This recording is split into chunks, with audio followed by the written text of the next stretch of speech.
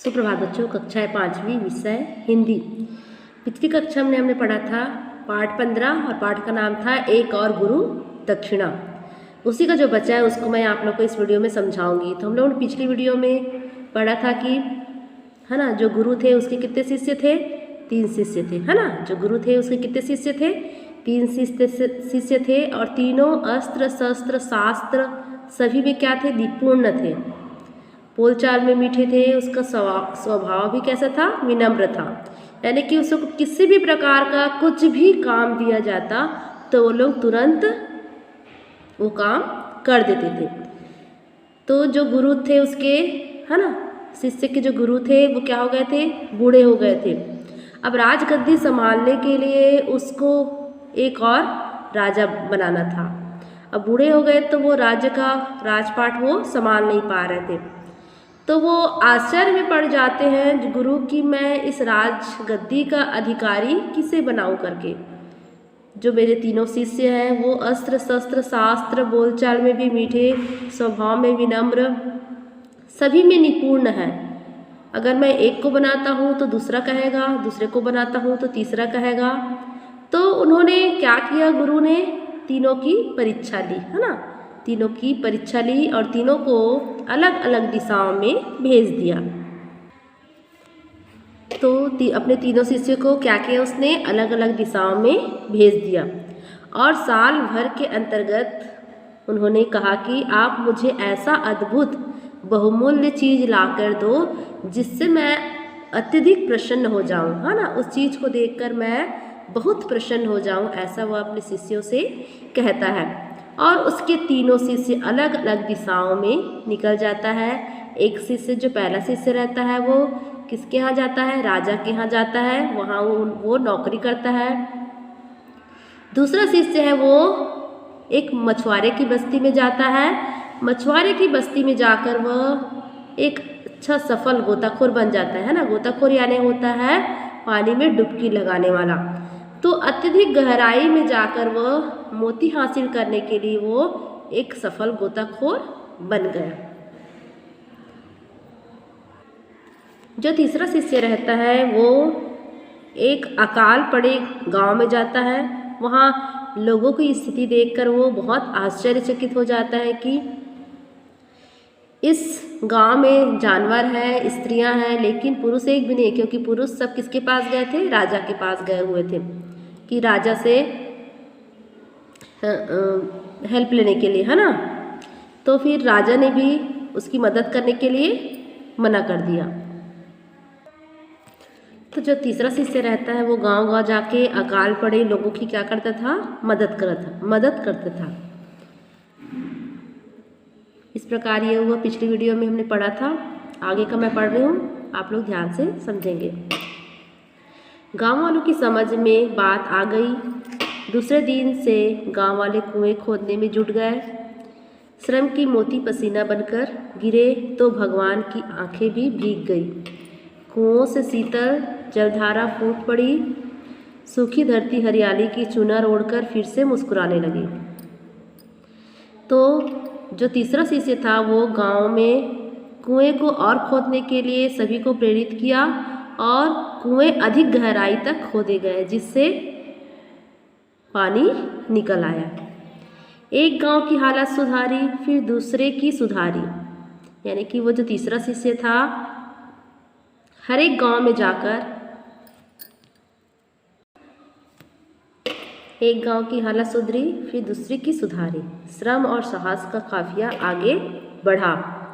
ऋषि का शिष्य गांव-गांव जाता, अकाल से लोगों को लड़ना सिखाता।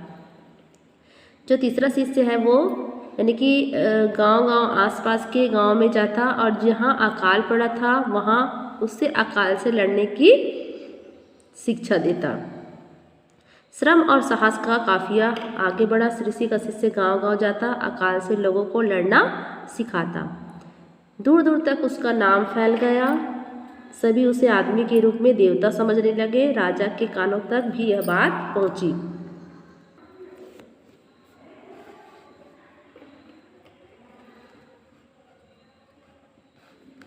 ऋषि अपने शिष्यों का इंतजार कर रहे थे। एक दिन पहला शिष्य पहुंचा उसके साथ घोड़े हाथी थे। उसने सिर झुकाकर कहा, गुरुदेव देखिए, राजा ने मेरी योग्यता से प्रसन्न होकर मुझे हाथी घोड़ा भेंट में दिया है। तो पहला शिष्य क्या बहुमूल्य चीज लाया? हाथी घोड़ा साथ में लेकर आया। लेकिन गुरु ने मुस्कुराया और बस ऐसे ही छोड़ दिया। ऋषि मुस्कुराया और चुप रहे। दूसरे दिन दूसरा शिष्य आया। उसने समुद्र से बहुत सारे बहुमूल्य मोती इकट्ठे किए थे। ऋषि ने मोतियों की पोटली ली और एक ओर रख दी। कहा, कुछ नहीं। तो पहला शिष्य आ गया, दूसरा शिष्य भी आ गया, लेकिन तीसरा शिष्य नहीं लौटा। पूरा वर्ष बीत गया, तीसरा शिष्य नहीं लौटा। दोनों शिष्यों को लेकर ऋषि उसकी खोज में चल पड़े। राज दरबारों में गए मगर पता नहीं चला। नगरों में ढूंढा, किसी ने कुछ नहीं बताया। रास्ते में शाही पालकी जा रही थी। ऋषि को देखकर पालकी रुक गई। राजा नीचे उतरे, ऋषि को प्रणाम किया। ऋषि ने राजा से कहा, राजन, आपकी प्रजा बहुत सुखी है। आपकी प्रजा बहुत सुखी है। चारों ओर हरियाली लहलहाती फसल खड़ी है। आप भाग्यवान हैं। तो ऋषि क्या थे, अपने दोनों शिष्यों को लेकर तीसरे शिष्य को ढूंढने के लिए निकल गए थे। ऋषि देव, यह प्रताप मेरा नहीं, देवता का है। मेरे राज्य में एक देवता ने जन्म लिया है। मैं देवता के दर्शन करने जा रहा हूँ। देवता के पैदा होने की बात सुनकर ऋषि भी अकचकाए। वे भी राजा के साथ चल पड़े। यानी एक राजा था, उस राज्य में जो प्रजा थी वो क्या थी, बहुत खुश थी। उसके हरियाली छाई हुई थी, है ना, कोई भी अकाल की संभावना नहीं थी। तो वो राजा सोच में पड़ जाता है कि राजा कहता है कि हमारे राज्य में एक देवता ने प्रकट हुआ है और उस देवता के कारण हमारी चारों तरफ हरियाली छाई हुई है करके। तो फिर जो गुरु रहते हैं वो भी अचंभों में पड़ जाते हैं कि ऐसा कौन सा देवता है जिसके कारण चारों तरफ हरियाली छाई हुई करके। वो भी उस राजा के साथ उस देवता को देखने के लिए चले जाते हैं। एक दिन ढूंढते ढूंढते किसी गांव में देवता मिल गया। धूल से सने, पसीने से लथपथ गांव वालों के साथ काम में जुटे थे। राजा चकित रह गया। वह देवता कैसे हो सकता था? वह तो एक साधारण किसान जैसा था। सिर पर ना मुकुट था, न गले में स्वर्ण के फूलों की माला। राजा आगे नहीं बढ़ा, चुपचाप खड़ा देखता रहा। मगर ऋषि चिल्लाए, बेटा सुबंधु करके।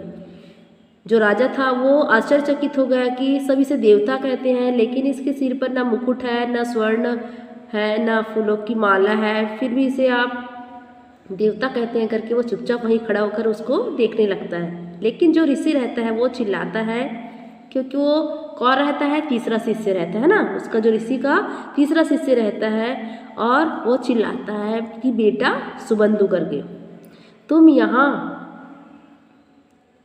मैं तुम्हें ही ढूंढता फिर रहा था। कहते हुए ऋषि ने धूल दूसरी सुबंधु को बाहों से भर लिया। क्या मुझे दक्षिणा देने की बात तुम भूल गए हो? ऋषि ने कहा। ऋषि ने अपने तीसरे शिष्य से कहा कि मैंने साल भर में आपको मुझे बहुमूल्य दक्षिणा देने के लिए कहा था, क्या आप इस बात को भूल गए हो? नहीं गुरुजी, भूल कैसे जाता, मगर अभी काम अधूरा है। इन सारे लोगों के आंसुओं का पोंछना था। आप ही ने तो बताया था कि मनुष्य की सेवा से बढ़कर महान धर्म कोई नहीं है। राजा देखते रह गया। ऋषि की आंखें में नम हो गई। ऋषि ने भरे गले से कहा, बेटा तुमने ठीक ही कहा है, तुम्हें सचमुच अब मेरे पास आने की ज़रूरत नहीं। तुमने इतने लोगों की भलाई करके मेरा दक्षिणा चुका दिया। जो दूसरों के आंसू लेकर उन्हें मुस्कुराहट दे दे वही सचमुच देवता है। तुम देवता से कम नहीं हो। राजा का सिर सुबंधु के आगे झुक गया। तो ये पाठ यहाँ पे समाप्त हुआ। इसका प्रश्न उत्तर मैं आप लोग को सेंड करूँगी, जिसे आपको अपनी हिंदी कॉपी में लिखना है।